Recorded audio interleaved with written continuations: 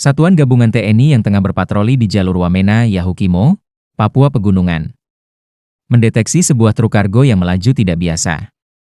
Kendaraan itu terlihat di luar jadwal distribusi logistik, dan sopirnya menunjukkan gelagat mencurigakan ketika melintas di pos pemeriksaan. Komandan pos segera menghubungi tim pengintai. Dalam waktu kurang dari 20 menit, jalur di depan dan belakang truk sudah ditutup oleh 2 unit kendaraan taktis. Pasukan TNI langsung melakukan prosedur penghentian. Ketika diperiksa, sopir awalnya mengaku membawa bahan bangunan dan sembako untuk warga kampung. Namun, setelah petugas meminta izin membuka muatan, ia mulai gelisah dan menolak dengan alasan barang milik orang lain. Kecurigaan semakin kuat. Komandan operasi memerintahkan pemeriksaan penuh. Dan dari balik terpal besar, petugas menemukan beberapa peti kayu tertutup rapat. Ketika satu peti dibuka, isi di dalamnya membuat semua pasukan terdiam. Puluhan pucuk senjata api rakitan dan pabrikan, lengkap dengan magazin dan ratusan butir amunisi. Pasukan segera mengamankan lokasi. Jalur utama langsung ditutup sementara untuk mencegah potensi serangan balasan dari kelompok bersenjata. Sementara itu, petugas intel mengambil dokumentasi awal dan mengirimkan laporan cepat ke komando wilayah. Sore hari itu, wilayah yang biasanya tenang mendadak dijaga ketat. Masyarakat di sekitar pos diminta menjauh. Dan operasi yang awalnya hanyalah patroli rutin, kini berubah menjadi penangkapan besar yang membuka tabir jaringan penyelundupan senjata lintas wilayah. Penyergapan dilakukan tanpa satupun tembakan dilepaskan. Sopir dan 2 penumpang langsung diamankan ke pos terdekat.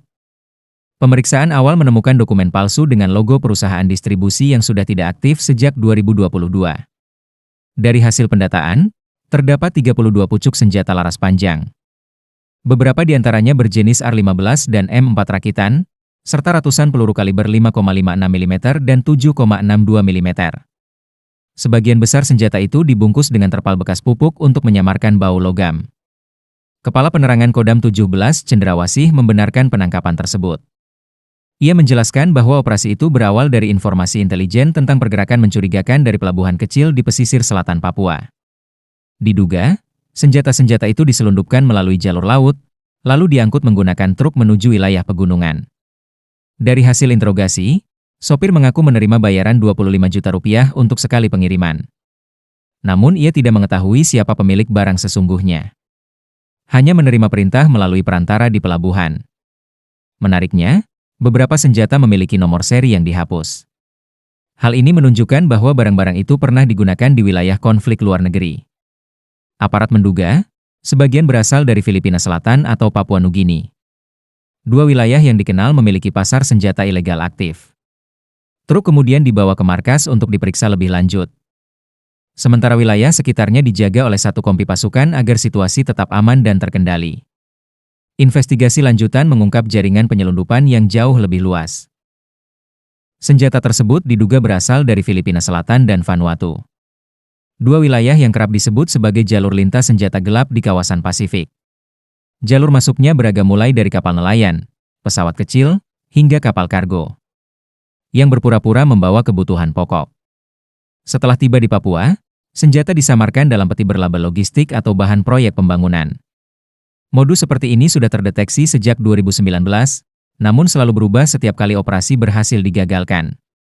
Menurut laporan intelijen, jaringan ini melibatkan beberapa oknum sipil dan aparat lokal yang membantu memperlancar proses pengiriman. Tujuan akhirnya jelas, memasok senjata untuk kelompok bersenjata di daerah Yahukimo, Puncak, dan Intan Jaya. Kasus ini memperlihatkan bahwa konflik di Papua tidak berdiri sendiri. Ada jaringan internasional yang memanfaatkan situasi keamanan untuk mendapatkan keuntungan politik maupun ekonomi. Hal inilah yang membuat pemerintah memperkuat kerjasama dengan negara-negara tetangga guna menutup celah penyelundupan lintas batas. Pemeriksaan forensik pada amunisi dan komponen senjata menunjukkan sebagian berasal dari pabrik lama di Eropa Timur yang senjatanya banyak beredar di pasar gelap Asia. Ini mempertegas bahwa jaringan tersebut bukan pemain lokal biasa, melainkan kelompok profesional yang memahami rantai logistik internasional. Setelah penangkapan truk itu, TNI bersama Polri melancarkan operasi penindakan lanjutan di sejumlah titik rawan di Pegunungan Tengah. Tim gabungan menyisir kampung yang diduga menjadi tempat penyimpanan senjata dan bahan logistik kelompok bersenjata. Dalam penyisiran itu, Sempat terjadi kontak tembak singkat di distrik Dekai, Yahukimo. Namun aparat berhasil memukul mundur kelompok tersebut tanpa korban dari warga sipil. Beberapa barang bukti tambahan ditemukan, termasuk dokumen catatan pembelian amunisi dan alat komunikasi satelit. Di sisi lain, aparat juga menelusuri kemungkinan keterlibatan pihak sipil di kota yang membantu mendanai kegiatan tersebut. Sejumlah rekening mencurigakan dibekukan untuk mencegah aliran dana ke kelompok bersenjata. Kepala BIN daerah mengatakan, penyelundupan senjata bukan hanya soal kekuatan militer, tapi juga jaringan ekonomi gelap yang mencari keuntungan dari konflik. Hingga akhir Oktober, operasi masih berlanjut. Beberapa titik pengintaian baru dibuka di jalur perbukitan, yang sering digunakan untuk distribusi senjata. Pasukan lapangan mengaku bahwa wilayah tersebut sulit dijangkau, curam, berkabut, dan minim sinyal komunikasi. Setelah 2 minggu penyelidikan intensif, truk dan seluruh muatannya diamankan di markas Kodam 17 Cenderawasih untuk pemeriksaan balistik. Kasus ini disebut sebagai pengungkapan terbesar tahun 2024 dalam kategori penyelundupan senjata ke Papua. Pemerintah pusat mengapresiasi langkah cepat aparat di lapangan.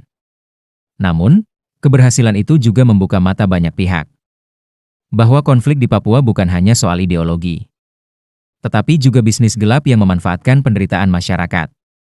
Warga di sekitar jalur penangkapan kini lebih waspada.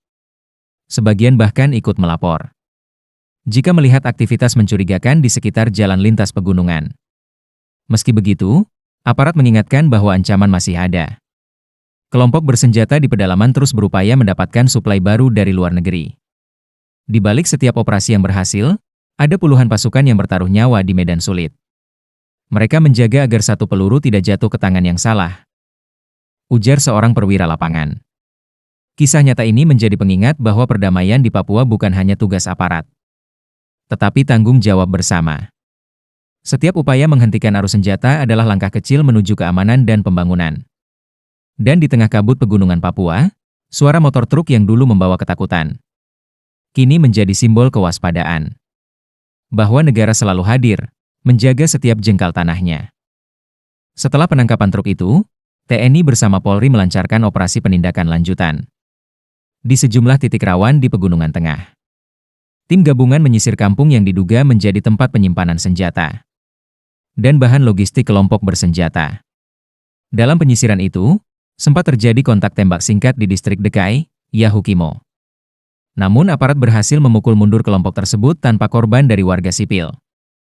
Beberapa barang bukti tambahan ditemukan, termasuk dokumen catatan pembelian amunisi dan alat komunikasi satelit. Di sisi lain, aparat juga menelusuri kemungkinan keterlibatan pihak sipil di kota yang membantu mendanai kegiatan tersebut. Sejumlah rekening mencurigakan dibekukan untuk mencegah aliran dana ke kelompok bersenjata. Kepala BIN daerah mengatakan, penyelundupan senjata bukan hanya soal kekuatan militer, tapi juga jaringan ekonomi gelap yang mencari keuntungan dari konflik. Hingga akhir Oktober, operasi masih berlanjut. Beberapa titik pengintaian baru dibuka di jalur perbukitan, yang sering digunakan untuk distribusi senjata. Pasukan lapangan mengaku bahwa wilayah tersebut sulit dijangkau, curam, berkabut, dan minim sinyal komunikasi. Setelah 2 minggu penyelidikan intensif, truk dan seluruh muatannya diamankan di markas Kodam 17 Cenderawasih untuk pemeriksaan balistik. Kasus ini disebut sebagai pengungkapan terbesar tahun 2024 dalam kategori penyelundupan senjata ke Papua. Pemerintah pusat mengapresiasi langkah cepat aparat di lapangan. Namun, keberhasilan itu juga membuka mata banyak pihak bahwa konflik di Papua bukan hanya soal ideologi, tetapi juga bisnis gelap yang memanfaatkan penderitaan masyarakat. Warga di sekitar jalur penangkapan kini lebih waspada. Sebagian bahkan ikut melapor jika melihat aktivitas mencurigakan di sekitar jalan lintas pegunungan. Meski begitu, aparat mengingatkan bahwa ancaman masih ada. Kelompok bersenjata di pedalaman terus berupaya mendapatkan suplai baru dari luar negeri. Di balik setiap operasi yang berhasil, ada puluhan pasukan yang bertaruh nyawa di medan sulit. Mereka menjaga agar satu peluru tidak jatuh ke tangan yang salah, ujar seorang perwira lapangan. Kisah nyata ini menjadi pengingat bahwa perdamaian di Papua bukan hanya tugas aparat, tetapi tanggung jawab bersama. Setiap upaya menghentikan arus senjata adalah langkah kecil menuju keamanan dan pembangunan. Dan di tengah kabut pegunungan Papua, suara motor truk yang dulu membawa ketakutan, kini menjadi simbol kewaspadaan. Bahwa negara selalu hadir, menjaga setiap jengkal tanahnya.